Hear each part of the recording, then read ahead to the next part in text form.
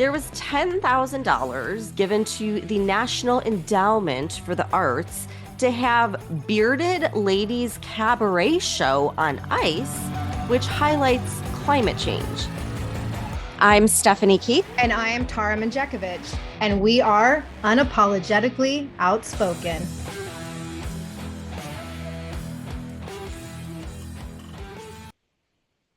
Okay, so we had to start recording because we were talking and we're like, why aren't we recording this? So, Tara, you're sick Yeah. and obviously you're overseas. So I was just saying, like, oh, it made its way over there, because I've been sick forever. And over Christmas, like, I felt so terrible because my mom got it, my grandma got it, everyone has it, my husband has it. And then my mind was just spinning and I'm thinking like, are they going to end up trying to tie this to the bird flu and like trying to pull another, pandemic lever and make everyone panicked and locked down? I don't know if you saw, now they're saying it's like they had to recall a bunch of cat food because there was bird flu in the cat Oh, food. come Yeah, in on. California, and a bunch of like 8 cats died or something. Oh, in So, California again. yeah. Oh, Right. in California, where Newsom is trying to do anything he can to make sure Trump's policies don't go into effect. Exactly. I mean, even, my parents who they're not on TikTok or anything, they really haven't followed the bird flu.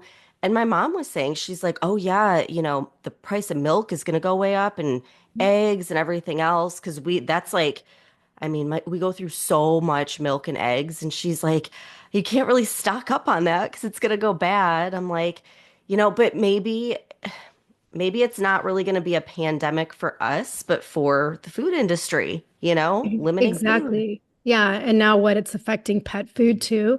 Yeah. So How ridiculous. I guess we'll see what happens. But yeah, like you, do my husband's sick, and I totally blame him for getting me sick. And Erin's still here, and I'm like, I really hope I don't get her sick. Oh, But we should have Aaron on again, just I bring her know. in. Well, she and my husband are at Auschwitz right now. So You're missing that? I've been before, and it's not something that like you really need to go more than once. I mean, we could have rescheduled, that's kind of a big Oh deal. no, it's perfectly fine. I hope that they are experiencing it and enjoying it together. And I went with my mom a few years ago, and so it's a definitely something to experience, but it's not like a, oh yeah, I definitely want to go back kind of thing. Right. Yeah. So Yeah. I went to one in Germany like when I was a kid. So I don't really remember it, but my mom was like explaining it to me. I'm like, yeah, I don't really know that I need to ever go there again. It's like such a yeah, dark when place. I've been to like 5 or 6 concentration camps, and I remember when my mom and I went to Auschwitz, there was a girl doing a fucking photo shoot there, like a modeling shoot. And I was What? like, that's so fucking disrespectful. Oh, wow. Yeah. There's people that just, I don't know what they're thinking. They're not thinking, that's for Yeah. sure. But let's Well, talk about Christmas. How was your Christmas? it was good. It was really good. Um, the kids loved it and thought it was magical. So that's all that matters. Um, yeah, my daughter, my 5-year-old, she's like our little Spitfire and she's so freaking smart. I mean, I'm like, this girl's gonna figure things out pretty quickly. And she opens up all her presents and then she comes over to me and she was like, Mom, you didn't get me anything? And I Oh, was like, oh, yeah, no, I got you something. She's like, well, which one did you get me? So I like show her this one toy. And she's like, you only got me one present for Christmas. wow. And I'm thinking, oh man, if this kid knew, if she knew. And Mhm. so it was just kind of like funny or whatever. But then she was like, well, this was the best Christmas ever. I was like, okay, everyone's happy. We're good. That's awesome. How was it with Aaron? I'm sure you guys had fun. Oh, we're having a great time. And we got invited to, I just refer to her as my boss, but like my boss's house for Christmas Eve. They celebrate Christmas in the Czech on Christmas Eve. It's kind of like a 3-day holiday. Hmm. So everything like shuts down from Christmas Eve to the 26th, but their actual celebration is Christmas Eve, not Christmas Day. So her family invited us over for dinner and we exchanged presents. And it was honestly the first Christmas that I've celebrated with other people in probably a few years because the last few years in Texas, I think I was by myself. I worked when I was a cop the last few years at Christmas. And yeah, so it was the first one in a while where it felt like Christmas. So it was actually pretty awesome. Oh. Well, that's good. Yeah, Yeah. my dad being a fireman when I was growing up, we always had to do it on like off days, Yeah. So we would do Christmas Eve or like the day after because he was always working on the holidays too. But I never cared as a kid. It was kind of cool, but you should be around people on Christmas? Yeah, and when I was a cop, I would usually volunteer to work because I don't have kids. And Oh, I yeah. wanted the guys who had kids and families at home to have the day off. So I I did volunteer quite a few times. Well, that's Um, nice, but it's yeah. also sad that you gave up your Christmas all those years. Yeah, well, I think because I moved away from family. And then the one year, like Erin and I celebrated, but she also went back to California for a few days. So then I was by myself. And then Texas, like I really didn't know anybody. So the first couple years there was like no biggie. This is getting depressing. Yeah. Let's move forward. But I did. I had an amazing Christmas. It was really awesome. And speaking of Christmas, I have to ask you. I'm going to assume that you saw Trump's Christmas message. Okay, I know. I feel like Okay. stupid saying that, but I have literally been off of social media pretty much 100% for the past few days, so I missed it. Okay, well, I am going to share it with you and with anyone else who didn't see it because this is true form Trump rant. Okay, so here's what he said: Merry Christmas to all, including to the wonderful soldiers of China who are lovingly but illegally operating the Panama Canal, where we lost 38,000 people in its building 110 years ago, always making certain that the United States puts in billions of dollars in repair money but will have absolutely nothing to say about anything. Also, to Governor Justin Trudeau of Canada, whose citizens' taxes are far too high. But if Canada was to become our 51st state, their taxes would be cut by more than 60%. Their businesses would immediately double in size, and they would be militarily protected like no other country anywhere in the world. Likewise to the people of Greenland, which is needed by the United States for national security purposes and who want the US to be there, and we will. Merry Christmas to the radical left lunatics who are constantly trying to obstruct our court system and our elections and are always going after the great citizens and patriots of the United States, but in particular, their political opponent, me. They know that their only chance of survival is getting pardons from a man who has absolutely no idea what he's doing. Also, to the 37 most violent criminals who raped, killed, and plundered like virtually no one before them, but were just given, incredibly, a pardon by sleepy Joe Biden, I refuse to wish a Merry Christmas to those lucky souls, but instead will say, go to hell. We had the greatest election in the history of our country, a bright light in the new shining over the USA, and in 26 days, we will make America great again. Merry Christmas. A little passive aggressive there, Oh Trump. my, yeah, so okay, we're going to get into some of the things he mentioned later on in the podcast, but I'm always bashing how hateful like the Biden admin rhetoric is, right? Like the last 4 years, all he's done is spew hate. And I really have to play devil's advocate here. And I have to acknowledge that Biden had like a very hopeful and cheerful Christmas message that was the total opposite of Trump's. And I don't know if you saw, he did like a drone tour of the White House and he was narrating this like 2-minute message of love and hope and peace and joy. And he was talking about how Christmas brings people together. And then on X, he posts a picture of him and Dr. Jill on the at POTUS account. And he says, quote, for the last time as your president, it's my honor to wish all of America a very Merry Christmas. My hope for our nation today and always is that we continue to seek the light of liberty and love, kindness and compassion, dignity and decency. May God bless you all, end quote. So, like, that's a really beautiful message, right? But it's kind of bullshit coming from Biden. Like, I was is gonna this say, like, his speechwriter did a good job. right? So, here's my question. Is this like the left's attempt at changing their tactics because they were so cut down by the media for all of this rhetoric that basically turned America against the left? Or was he just having like a good dementia day? What do you think? I don't think the left gets it. Honestly, like I don't think they're doing anything to try to turn it around. I think there's people that are, but I think the party as a whole is just pissed and like they are not going to look at themselves and try to change it. So I think that, what it is it's an old old man that's about to go into retirement and, whatever. Like it is what it is. Let's just leave on a nice note kind of thing.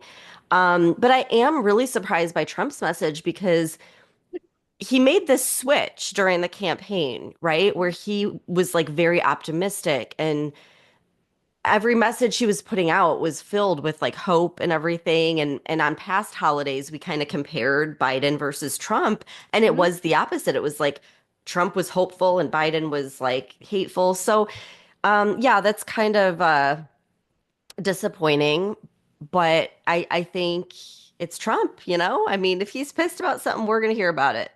Yeah, and he did, I think earlier in the day, he posted just like a very nice picture of him and Melania and a Christmas message. And then this one came a few hours later. So it's like, did you just like go have a few drinks and then decide you're gonna get back on True Social and just fucking rant about everything Well, that's he pissed you doesn't off? drink.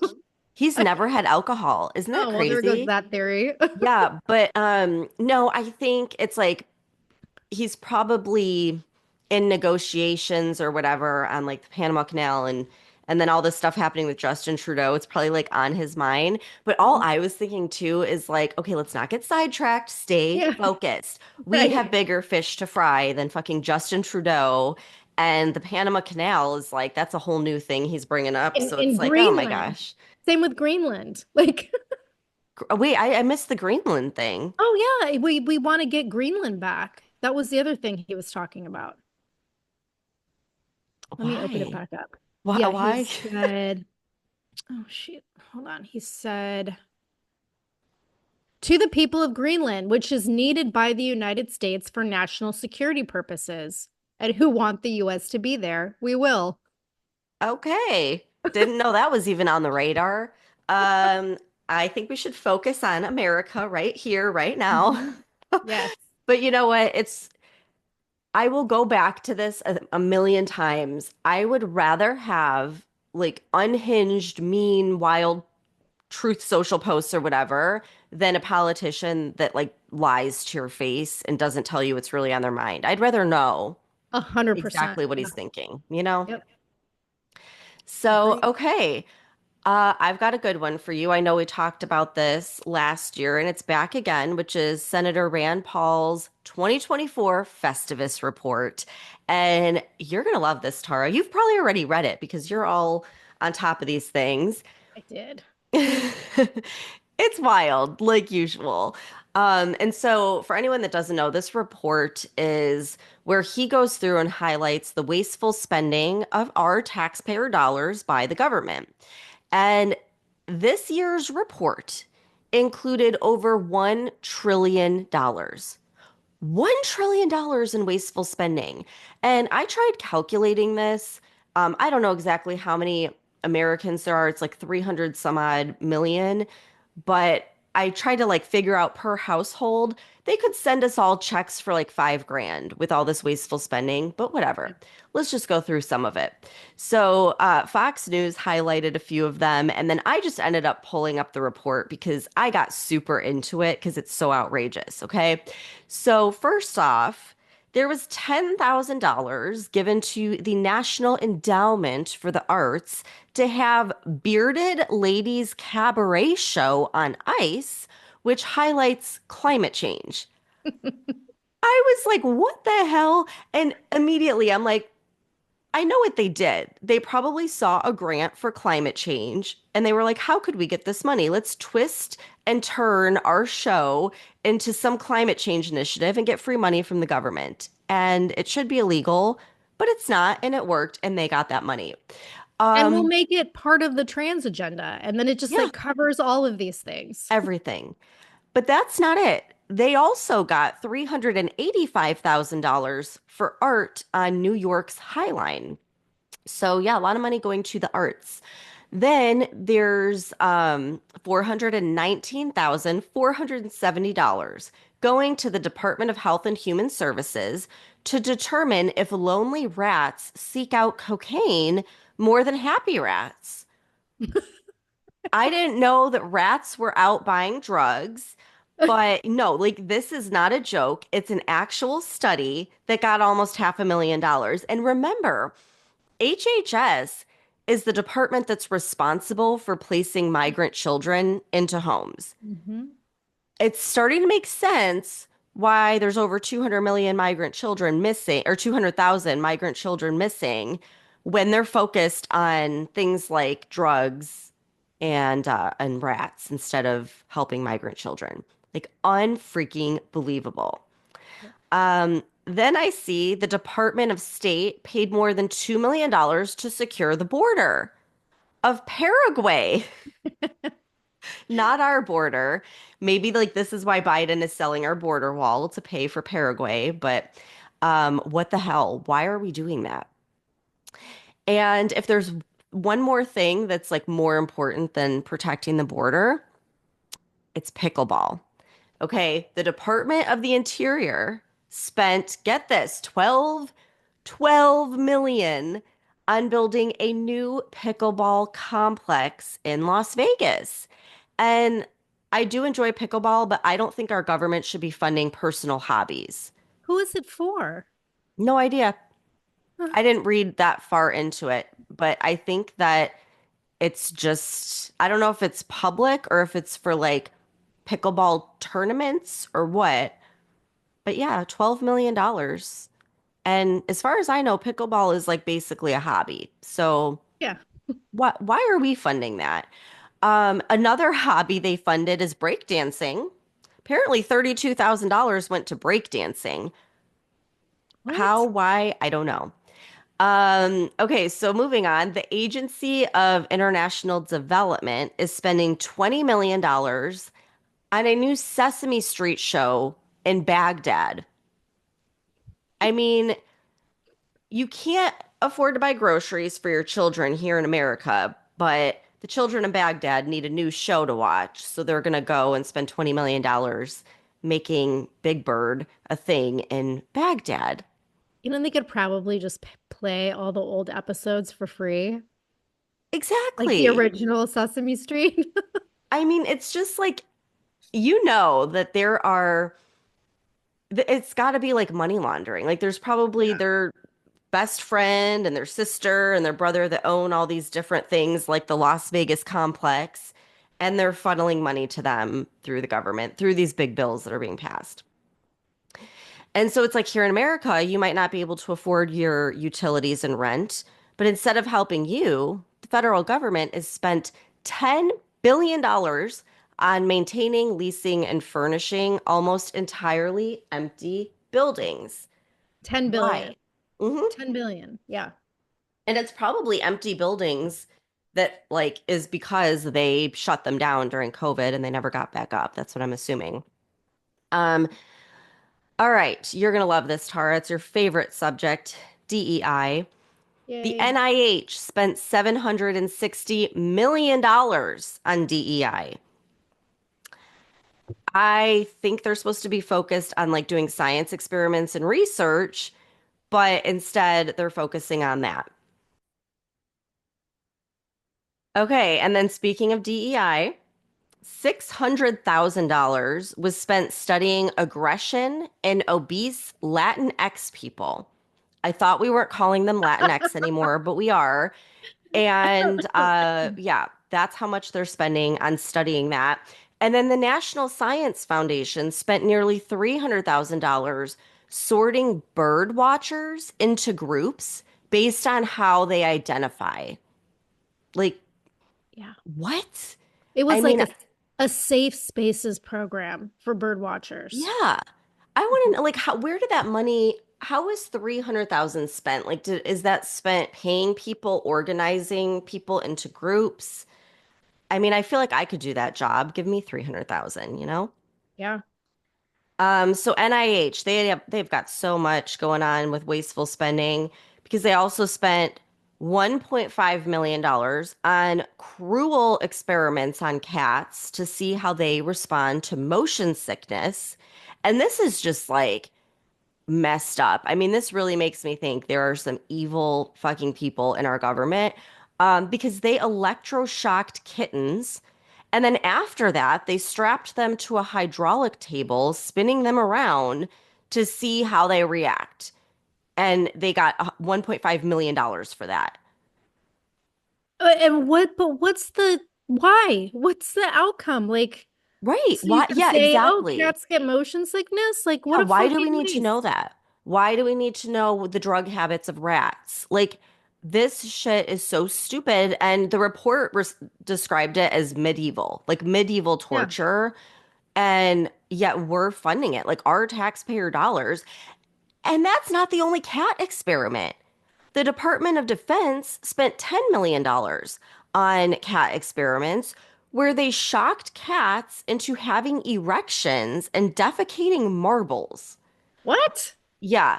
And like, if anyone wants to know, you can go read it. They describe it in the report. I decided not to put it in here because it was literally making me sick reading what they did to these cats. Where are the animal rights activists? Where are the PETA Exactly. people? Exactly. Yeah. I mean, I didn't even know we still experimented with animals like cats. Like, I thought everything was rats and mice or whatever, but this is just like sick. And again, why? Like, what Right. are you getting out of that? I can't imagine it's anything useful. Shocking, shocking cats into having erections and defecating marbles. Yeah. Yeah. I can't imagine in what world that information would be necessary. You know, this made me think of something because I was listening to Dr. Stephen Greer, who's like the guy who's been on all the Black Ops projects Hmm. and stuff or whatever. And so he says that there's going to be whistleblowers coming forward about these projects that don't have congressional oversight. So when I was reading this, I was just thinking, this has congressional oversight. Imagine the shit that doesn't. Yeah. And he said there's going to be stuff that will make your toes curl because it's so twisted. I'm just like, this is beyond disgusting and wrong. And yet, like, our taxpayer dollars are paying for it. Mhm. So never imagined that, but I guess it's happening. It's like truly some dystopian shit. So then you have the Department of State paying $4.8 million dollars on Ukrainian influencers. And all I was thinking is like they got that propaganda machine working full time over there.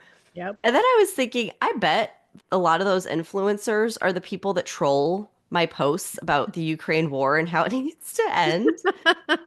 So, okay.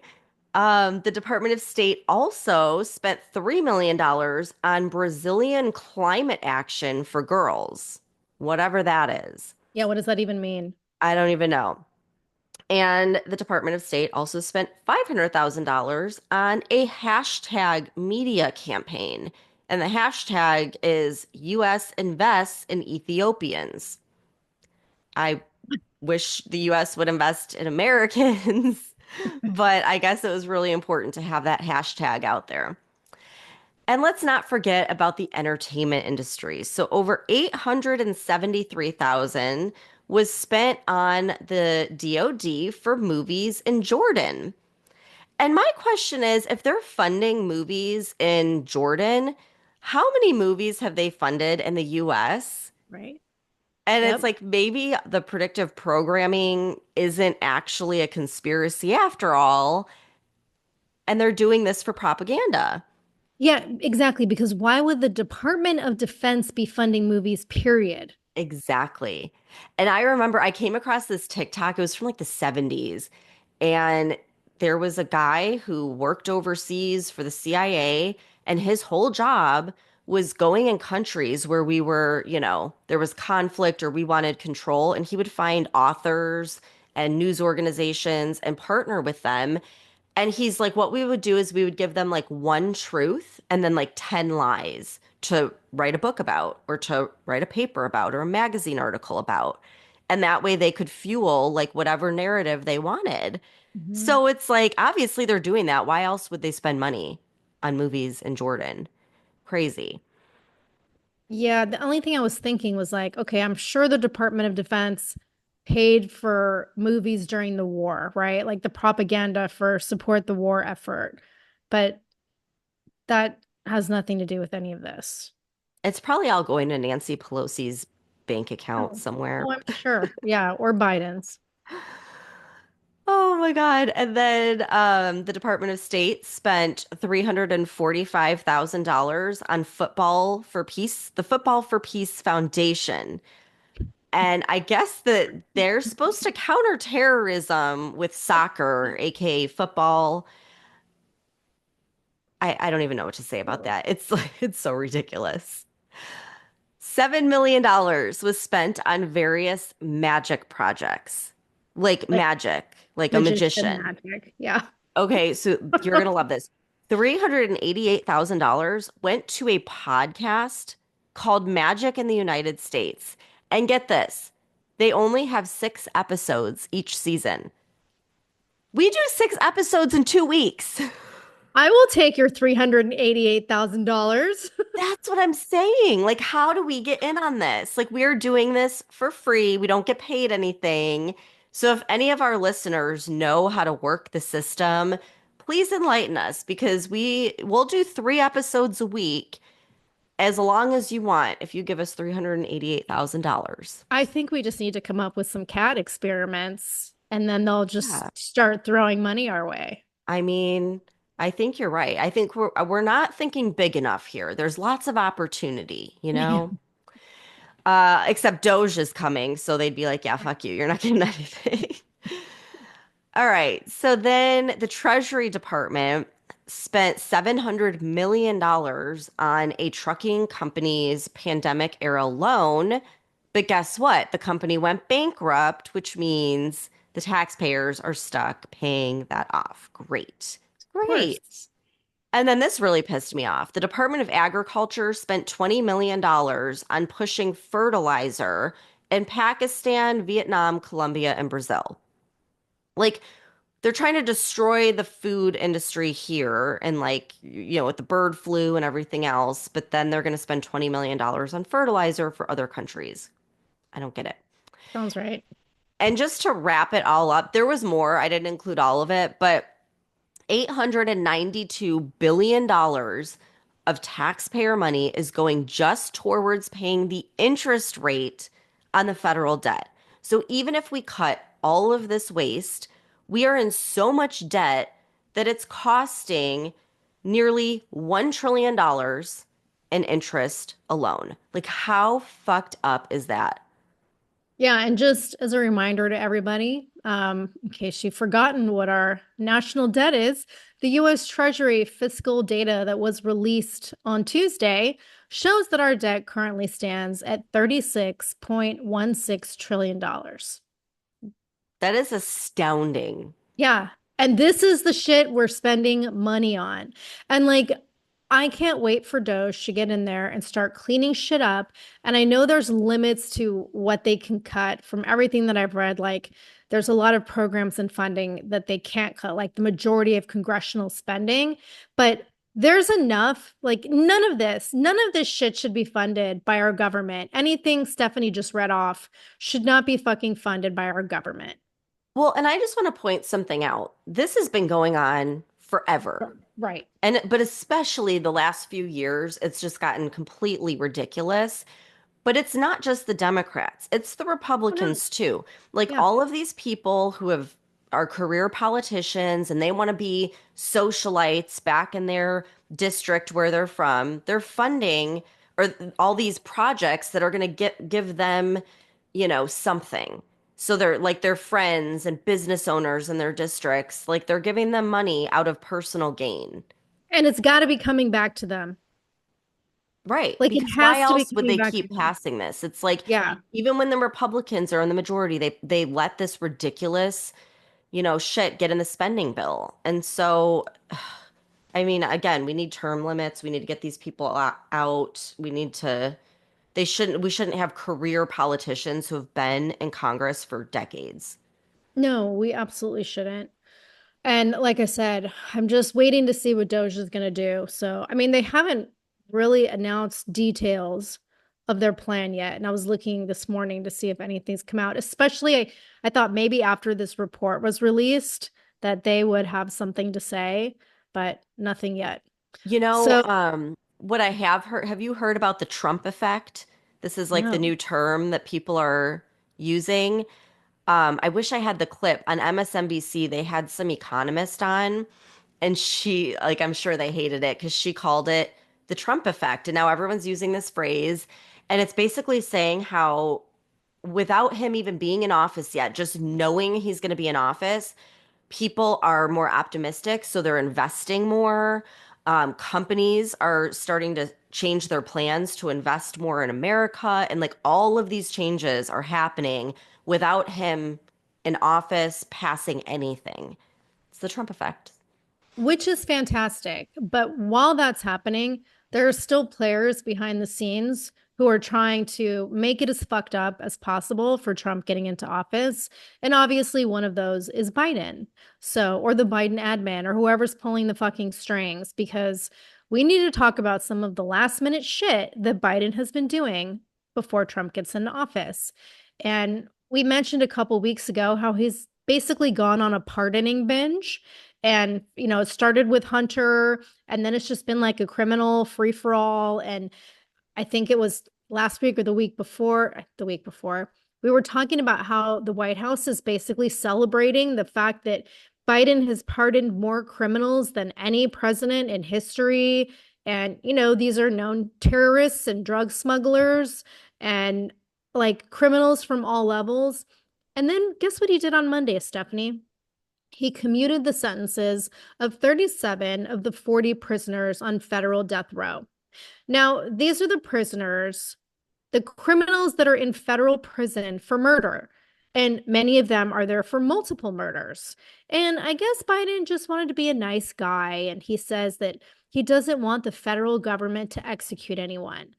Like, okay, let's be real here. We know the Biden crime family history.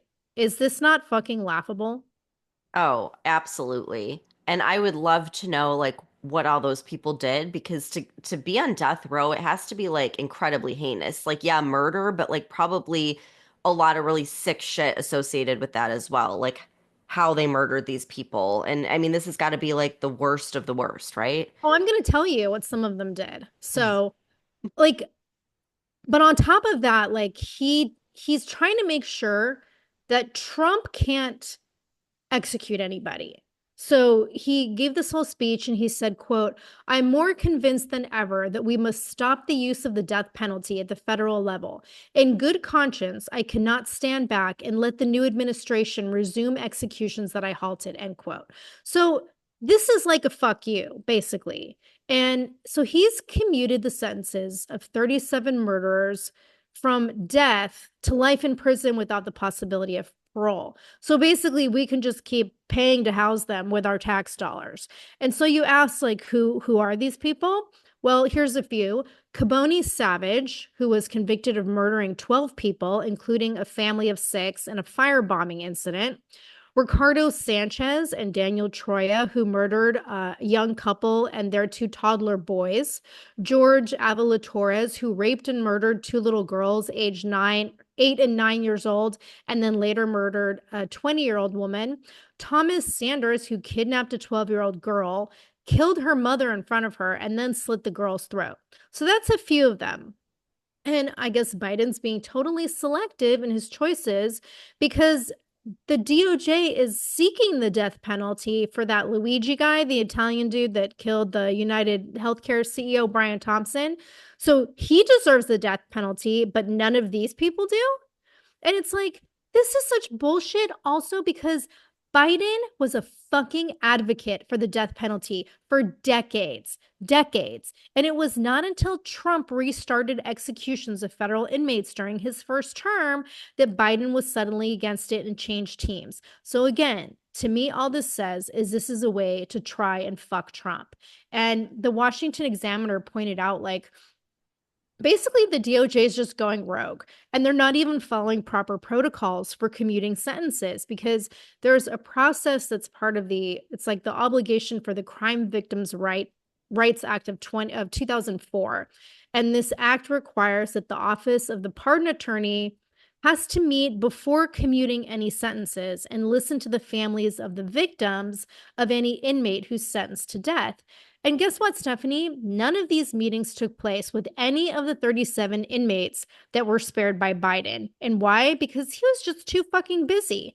So the victims' families, they're pissed. And now it makes sense what Trump said in his post when he was talking about, old man Sleepy Joe commuting all these sentences. And I just want to read a couple of the posts that the relatives of these victims put out after Biden did this.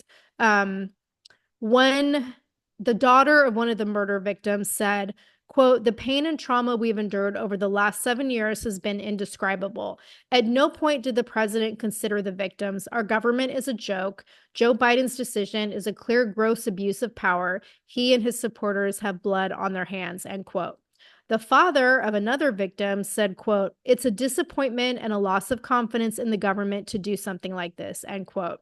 And then another father said, quote, I think President Biden offered a Christmas gift to the perpetrators of murder, but he only offered pain to the victims and the families of the victims, end quote. Well, that's what I was thinking the whole time. It's like, what about the victims' families? Like, how do they Right. feel about this? And it really summarizes his administration because they have let criminals run free Mhm. for the entire time. And how many criminals have they let into this country? And so, yeah, let's just free them all, the worst of the worst, get rid of the death penalty. It's absolutely ridiculous. And the hypocrisy, like, look at how they have treated the January 6th people. Right. And yet they're going to let these murderers, off the hook. It's absolutely ridiculous, but it doesn't surprise me. Like, this is the left. They stand for criminals before they're going to stand for the American people. And it's disgusting. And of course, every news outlet was reporting, oh, yeah, Biden, is commuting their sentences like it's this great thing. Not one of them talked about the victims' families or what the crimes were that put them on death row. Yeah, and those were just a few of them because this is federal death row. This isn't like state, it's federal. So it's like a whole nother level. And so, okay, we're letting all the criminals, like, I guess they're not going free because it's life in prison, but we already know this whole administration has been soft on crime. And so, what's something else that the Biden administration has been doing before Trump gets in office? Um, Basically, like, Biden just set a presidential record for confirming lifetime appointments for 235 judges. And like, I guess we can just add this to his ever growing legacy of record setting incompetence because every time I turn around, he's setting another record for something. So it's 187 district court judges, 45 circuit court judges, one Supreme Court judge, and two Court of International Trade judges. So are these confirmations based on competency? Are they based on merit? No, no fucking clue. You know why? Because the only thing that's being talked about is about diversity and Biden's historic achievement in confirming the most Black and female judges ever appointed by any president in US history. And it's like, at the same time, we know who's behind this. It's fucking Chuck Schumer. Like, this was started a few weeks ago. Remember, we were talking about um, there were a couple senators who were like not in office because they were out doing stuff with Oh, campaigns yeah. and they were going ahead and having these votes. I think it was like Ted Cruz and um They were watching like the the SpaceX SpaceX. launch. Yeah, Yep. yeah. And so they went ahead and started with these votes and it was all being led by Chuck Schumer. And so now, we're just gonna let criminals go free and now we're just gonna get more fucking liberal judges who are gonna support this shit. And these are lifetime appointments. So it's not like Trump could do anything to prevent it.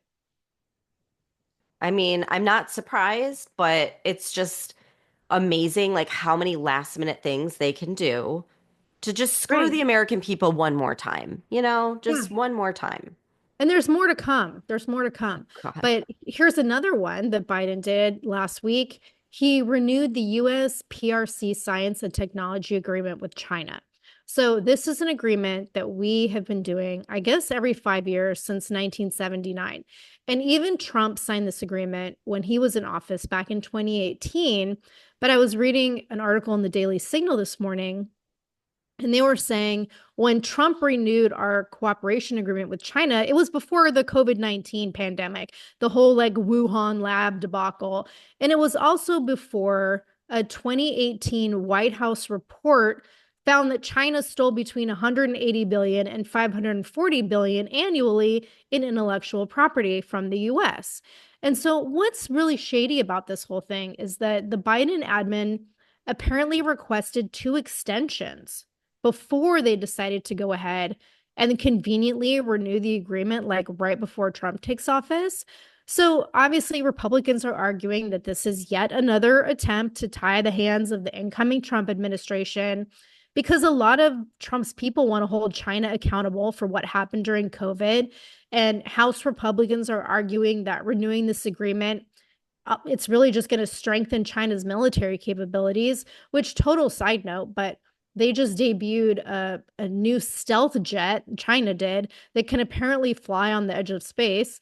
But like, don't worry because the Biden admin made an agreement or an amendment to the agreement with China so that we'll provide transparency and data reciprocity. So everything will be just fine. Oh yeah, I'm so sure that they'll hold up their end of the deal and be transparent because they've been so transparent in the past. And Right. didn't we talk about that recently where they were still doing like gain of function funding? Yes. It's like at this point, to still be doing that is just, it tells you everything you need to know. It's ridiculous. Yep, it's completely insane. And so these are just a few of the things that we know about that Biden's doing. What the fuck else is going on? He also signed like 50 new laws into the books. And I went on the White House website and I just got bored looking at it because most of them didn't seem to be that relevant. Although I guess he made the bald eagle the national bird, which I thought it was already. Yes. Okay. I saw that one. And again, I'm like, is this a Mandela effect? Because I vividly remember in elementary school being taught that it is the national bird. Yeah. And so, I'm like, what is going on? Is this another shift in a parallel universe? Because it was already our national bird, and I want some answers on what's going on here. Okay, you just like totally not relevant, but you just reminded me of this. I saw this article this morning and I didn't make any notes on it because it's totally off topic. But you know how we were talking last week about when we did that AI episode about the whistleblower guy who died by suicide, the guy Yeah. from OpenAI? Well, his mom apparently wants to reopen the investigation because so he died in November. They found him dead in his apartment and they said it was a suicide. And you said on our episode, like, there's no way that's a suicide, right? And I guess his mom thinks the same thing. And they did a Autopsy? autopsy, a private autopsy. So it had already been ruled a suicide, and they did a private autopsy. And they said that the autopsy has produced concerning results. And so they want to reopen the investigation. So I think you called that. Good. Yeah. So, anyway, it is Friday and it's still the holidays. And so let's try to end on a positive note. So, I don't know if you saw this, Stephanie, but one good thing that the Biden administration has done very quietly behind the scenes is admit defeat when it comes to their proposed Title IX changes. So, we talked about this back in August. We did like several episodes about it when they made these changes to Title IX. And one of the things they wanted to do was to force schools that were receiving federal funding to allow boys to compete in girls and women's sports if they identify as female. And this was like for schools of all levels, elementary, high school, colleges, basically any institution that receives federal funding. Well, there have been multiple lawsuits against this. I think there are 7 lawsuits right now where the circuit courts have basically like temporarily blocked Biden's changes. And I think it's taken effect, or in 26 states, they're not allowing it. So these judges are saying it's not constitutional to force schools to do this. So yesterday, the Biden admin issued an official withdrawal notice, and they said, quote, there are multiple pending lawsuits related to the application of Title IX in the context of gender identity, including lawsuits related to Title IX's application to athletic eligibility criteria in a variety of factual contexts. In light of the comments received and these various pending court cases, the department has determined not to regulate on this issue at this time. Therefore, the department hereby withdraws the athletics notice of proposed rulemaking and terminates this rulemaking proceedings, end quote. So I guess that's a win for women and girls sports. Well, really, I think the whole trans agenda and this Title IX stuff hurt them in the election because it's like there were a lot of women who probably would have voted but have kids in sports and Mhm. are, don't agree with this extreme agenda. And I would love to be like, okay, they learned their lesson. And so that's why they're doing this, but they're not. They know Yeah. that if they fight it, Trump's just going to come in and do away with that. So they're just, that's why they're doing it. I don't think they've really learned their lesson, but I'm glad, especially as a mom with kids in school, that they're putting things back where they should be. Yeah, I don't think they learned their lesson either because, again, they did this kind of like quietly behind the scenes. It's not something that's like being touted in the mainstream media. So it's kind of like at least it is a win on one thing despite all the other shit they're doing. Yeah. Well, hopefully we'll have a lot more wins that we can talk about very soon. I Yes. think things will happen quickly. We'll see. Yeah. All right. Well, thanks everyone for tuning in. We hope you had a Merry Christmas, and we'll see you back here on Monday. Have a great weekend.